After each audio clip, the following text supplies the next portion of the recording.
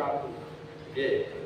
Iki wau kula namung maestake dawuh mawon menapa ingkang dados sejarahipun putra panjenengan inggih Raden Samba. Lho. Sing ngomong sapa? Nggih. Lah sapa iki ora ono sapa nang iki?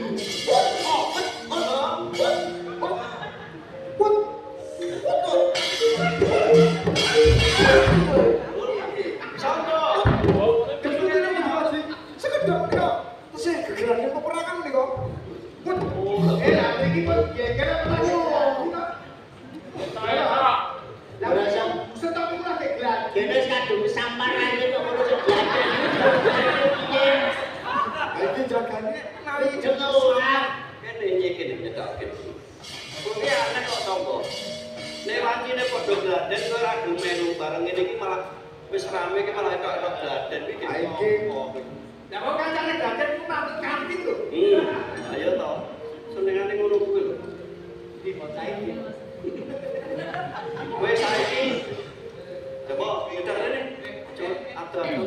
Temen iki mawon. Mau diwaji. Iya lah kene. Antara kono iki. Rene iki mau kowe lho mlebu catatan. Mau iki jangan ada yang isi. Kok pergi kemauan toh? Kamu diwaji? Ya. Kue kok umpani kewangi kakangmu Bomo Raka Surawi karepmu apa? Ngomong. Jagene. Pilih raine wis susah.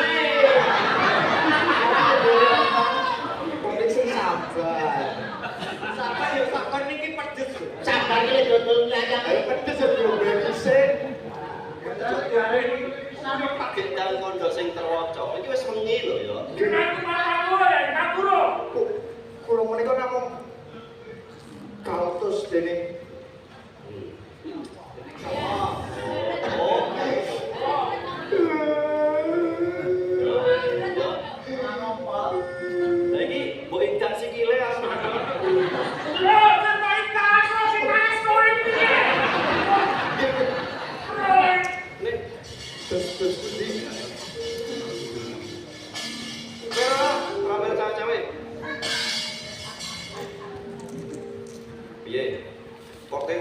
ngewangi Kang Masmu ki kowe dijanjeni opo? Ora pati-pati ngene. Kira ngopo-ngopo. Ora diminta gedhe. Lah pamrihku apa kok minta kowe tak kon kondo sing cetha. Kowe iki anakku si Setejo kuwi anakku yen nganti perkara iki mengko. Yen nganti dikawruhi dening sapa wae nganti mlebu ing layar kabar maupun internet. Kowe rangan. Aku wong tuwa, saiki sampe barang sing dumadi jagat iki kabeh dikawruhi dening sapa wae. Ora wong sini kene ning sanane ndi iki padha ngerti.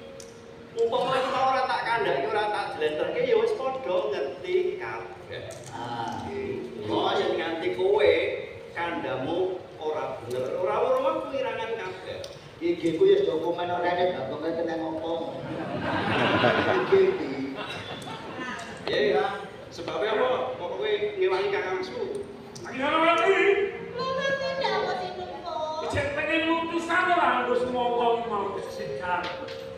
Kakangku kasih tok sing nopo sajak iku tok ya seger ngene nggih sing nopo. Ada seger.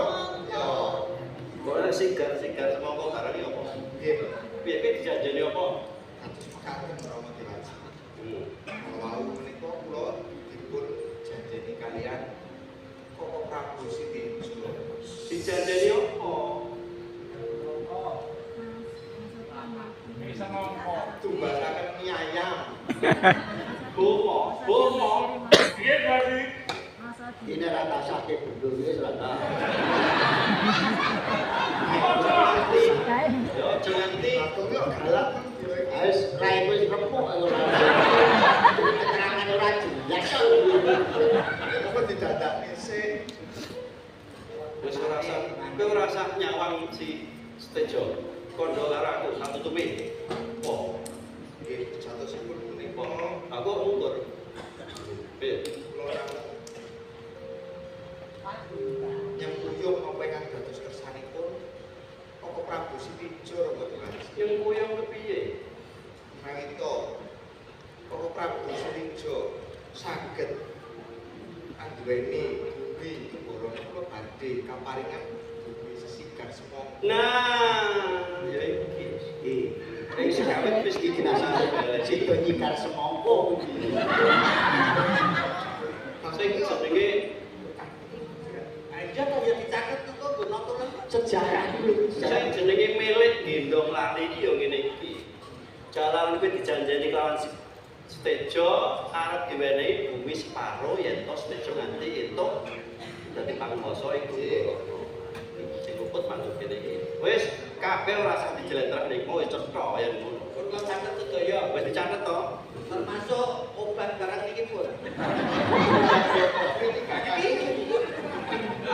Oh, Itu mau sepisan ku samar kali lengene iki to. Di putra panjenengan niku Antasena. Babar niku lah sing rada nganti suwek iki. apa? Anu, mau lah Ya kok yen kira balik. Mlaku kuwi rada kesel. Terus susu rada lho ya ngoten nyenggo praiku mboten. Ah, kono opo? Arep kono Opo we? Sing mongkon lingkumu ning ngarepku sapa? Posisi.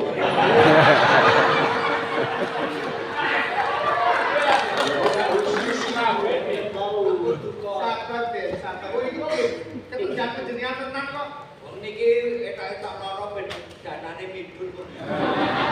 Niku dimbaleni Petro iki mau maklem ora wis. Ora loro. Kamu kok wis disatune ya BPJS kok kuwi. Aku telat kok bayar. Ya Bagong. Nggih. Arek pun arek dene kowe-kowe ngayahi wajib nganti nemu kacilakan kono mengko negara sing bakal tanggung jawab. Aja kuwatir. Aja Kowe golek panti usada sing bayare larang dhewe niku. Lah kok malah kon golek panti pijet. Panti soso kira. Sing kira iki ben makane aku piye barang. Panti soto, panti pijet. Yang perlu engko anakmu diparingi beasiswa. Di sekolah. Wis diasuransi iki dipatmu iki. Apa-apa mesti ngono. Lan iki. Wadah kowe iso plan. Saiki ngene. Soplek. Sejo wae. Stejo Tejo. Ingin berhasil. Dah. sing tapi antara Stejo lawan Gatotkaca liya-liyane iki jane melu-melu wae. Saiki aku tekon marang kowe. Saiki wis glamblang cetha welo-welo perkarane sing ora netepi peranatan kuwi keluargamu. Yen nganti kowe mau ora gelem kewajiban, ora gelem netepi peranatan, aku yo melu kowe ra nyantai. Kepiye? Karepmu kepiye bumi Tunggorono iki piye? Kowe ngaku kleru apa ora? Jadi, arep ingkang nglungguhani perkawis menika wonten sanes kula. Kula mengkono Debongo menika klepak. Arep sampun nyuwun sadyatu lawan arahi kula sompo. Kamila menawi to samangke kula kedah masrahaken bumi Tunggorono baten piyai Gatotkaca boten kados kaya mau kok Kanjeng Rama. Lega lilo wae terus sing batin. Insyaallah.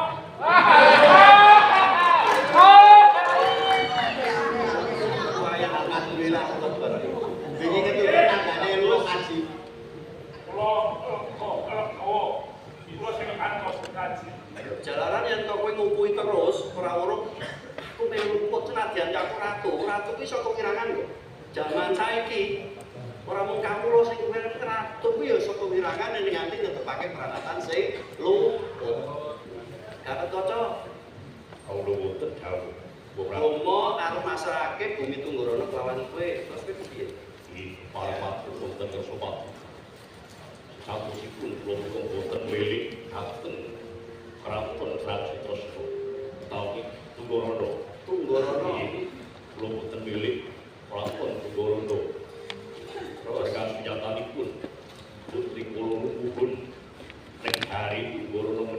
dari Kang Martiko pramila kawula suwun dhateng Diko dhateng Kakang Mas Dumbo nalika sura mugia bumi Tunggorana dados bumi ingkang Martiko ora. Oh, dadi kowe ora kepengin arep menang marang Raja Tunggorana nanging tetep kok dadi bumi pertikan.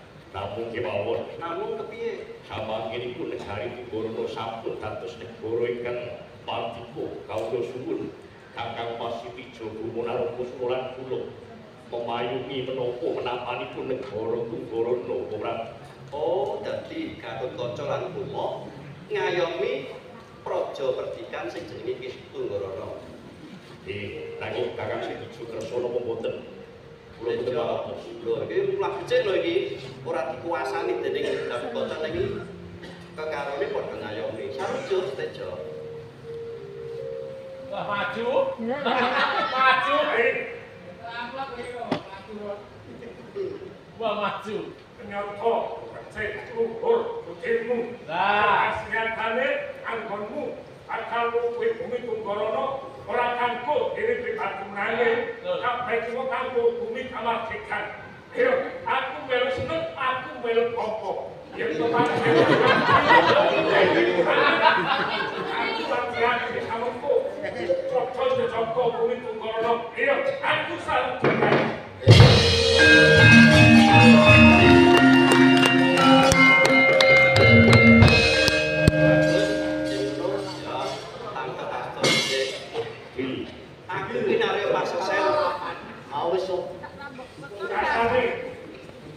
sertifikatnya saya kan kan. Sertifikatnya sudah gadget. Kamu pakai mas-masan gak lu? Tak wis dulu Kak. Ya, ngomong kok dene Gatotkaca. Lan kabeh kang padha prapta ing pageman iki. Kanthi mangkene tembung adil kang dadi panjangkaning para kawula kabeh wis kaleksanan. Awit sakloro antara Gatotkaca kok dene Bima wis padha-padha nglenggana malah para bumi Tunggorana saiki dadi bumi perdikan. Kula pinunggel semene lakon iki Kakes Yanti Sura Sudira jane akrat Subrasta tekaping ulah Harmastuti Jaya Jaya Jaya.